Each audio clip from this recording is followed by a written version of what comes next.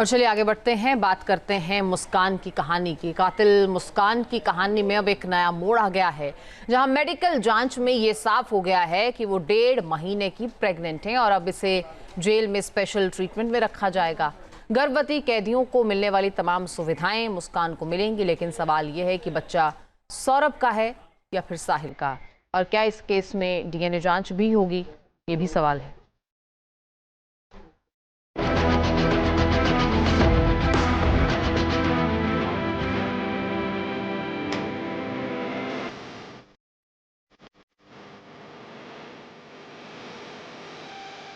कातिल मुस्कान की कहानी में हर दिन नए नए पन्ने खुल रहे हैं। अपने बॉयफ्रेंड साहिल के साथ पति के टुकड़े टुकड़े करने वाली मुस्कान 50 दिन से प्रेग्नेंट है और अब उसे मेरठ जेल में गर्भवती महिला कैदी की तरह स्पेशल ट्रीटमेंट मिलेगा। उसका बैरक भी बदला जा रहा है।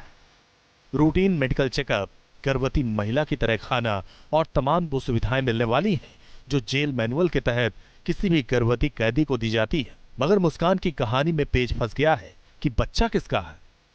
क्या प्रेगनेंसी के बारे में मुस्कान और साहिल को पहले से पता था? क्या सौरभ को मुस्कान के प्रेग्नेंट होने की जानकारी थी? क्या मुस्कान का DNA टेस्ट भी हो सकता है? किसी सस्पेंस थ्रिलर फिल्म की तरह मुस्कान की कहानी घूम रही है। सौरभ के परिवार वाले साफ कर चुके हैं कि वो मुस्कान को कभी भी कबूल नहीं करेंगे। उन्होंने बच्चे का पता लगाने के लिए मुस्कान का DNA टेस्ट कराने की मांग उठाई। भाई अगर सौरभ का होगा तो हम लेंगे, और सौरभ का नहीं हुआ तो हम नहीं लेंगे। तो क्या इस चीज को कैसे क्लियर होगा? DNA टेस्ट वगैरह जो भी पुलिस प्रशासन जो करवाए जो भी पुलिस कहेगी। अगर सौरभ का होगा तो हम लेंगे। आप लेंगे? अब सवाल है कि क्या मुस्कान का एक और टेस्ट हो सकता है? क्या सौरभ के परिवार की मांग पर DNA जांच कराई जा सकती है? क्या कहते हैं नियम? ये जानने के लिए हमने दिल्ली हाई कोर्ट के सीनियर वकील रमाकांत गौड़ से बात की और ये समझने की कोशिश की कि क्या परिवार वालों की अर्जी पर DNA टेस्ट संभव है।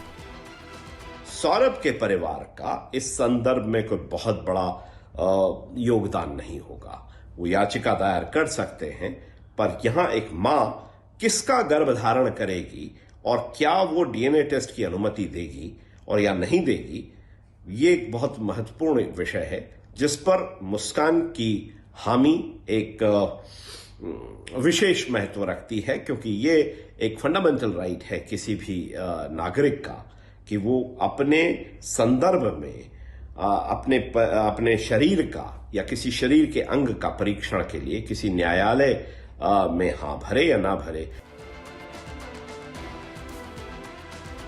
यानी अब मुस्कान के इर्द गिर्द ही पूरी कहानी चलती रहेगी। कातिल साहिल का अंश उसकी पेट में पल रहा है या फिर सौरभ का?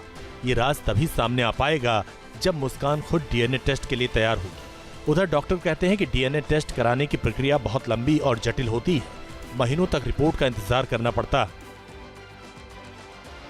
वो लैब्स के ऊपर डिपेंड करता है। जैसे दिल्ली में 2 सरकारी लैब्स हैं, उनमें रिजल्ट आने में कभी कभी महीनों लग जाते हैं, कोई भी उसमें।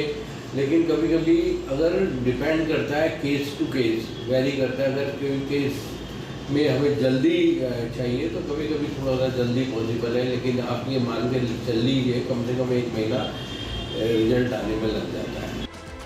मुस्कान की एक बेटी भी है। सौरभ की हत्या से पहले मुस्कान का एक डांस वीडियो सामने आया था जिसमें सौरभ, मुस्कान और उसकी बच्ची डांस कर रही थी। तब तक सौरभ को नहीं पता था कि मुस्कान के अंदर कितना खूंखार कातिल छिपा हुआ है, और न ही मुस्कान को अपनी बेटी पर जरा भी तरस आया। और इसी वीडियो के बाद मुस्कान ने साहिल के साथ मिलकर नीले ड्रम वाला कांड किया था, और अब जब प्रेगनेंसी वाली रिपोर्ट सामने आई तो सौरभ मर्डर केस की थ्योरी घूम गई। साहिल और मुस्कान 3 मार्च को सौरभ की हत्या करने के बाद 17 मार्च तक एक दूसरे के साथ थे। दोनों ने 4 मार्च को मेरठ से शिमला जाने के बाद वहां शादी की थी। इसके बाद हनीमून मनाया। दोनों 15 दिन के टूर में 24 घंटे एक दूसरे के साथ थे। पुलिस इस एंगल पर भी जांच कर रही है कि कहीं इस बच्चे को लेकर ही सौरभ की हत्या तो नहीं की गई। Team news nation. News nation अब व्हाट्सएप पर खबरों की ताजा अपडेट के लिए न्यूज़ नेशन के इस QR कोड को स्कैन करें।